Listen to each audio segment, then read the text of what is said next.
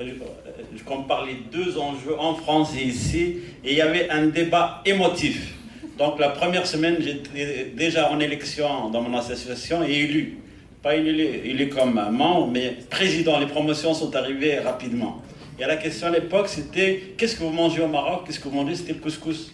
Donc j'ai dit, pour répondre à toutes les questions, j'ai organisé la première journée interculturelle marocaine à l'Université de Montréal.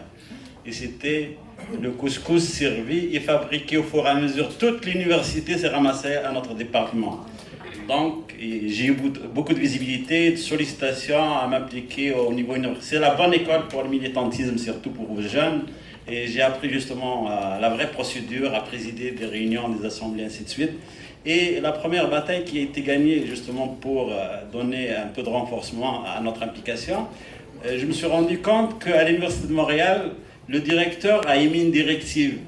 2% de la capacité des résidences était réservée aux étudiants étrangers. Et je me rappelle très bien, il s'appelait M. Morisset. J'ai dit, c'est un règlement de l'université ou de vous? Il m'a dit de moi, mais j'ai dit, vous n'êtes pas chez vous? Donc la première plainte, c'était pour... Et c'est un règlement qui a été aboli 2 jours. Une plainte au droit et liberté de la personne, sur discrimination, ainsi de suite. Et on s'est ramassé, maintenant vous allez à l'Université de Montréal, on l'appelait l'OUA. Il y a beaucoup d'étudiants africains qui ont bénéficié de cette mesure. Après, bien sûr, l'implication sur le gel des frais de scolarité, une participation à la commission parlementaire. Et ma première rencontre politique, le hasard, c'était M. Bourassa.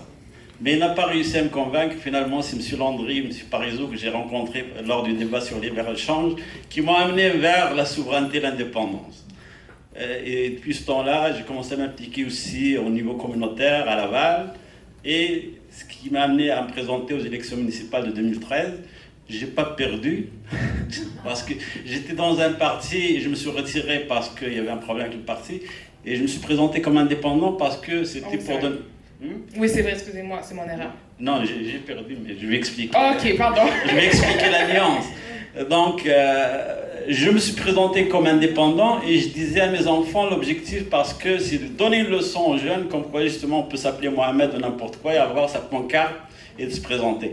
Il y avait 5 indépendants et je suis arrivé premier parmi les indépendants, donc j'ai gagné. Parce qu'au municipal, quand vous êtes indépendant, vous êtes dans un angle mort. Parce que les gens choisissent le maire et le conseiller.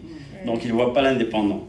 Et c'est comme ça que le Bloc est venu me chercher justement pour me présenter aux élections fédérales et de faire l'investiture. Tout à l'heure, on va revenir justement sur le candidat proto, et ainsi de suite, et j'ai quelque chose à dire. Parfait, on veut vous entendre. Allez-y, madame.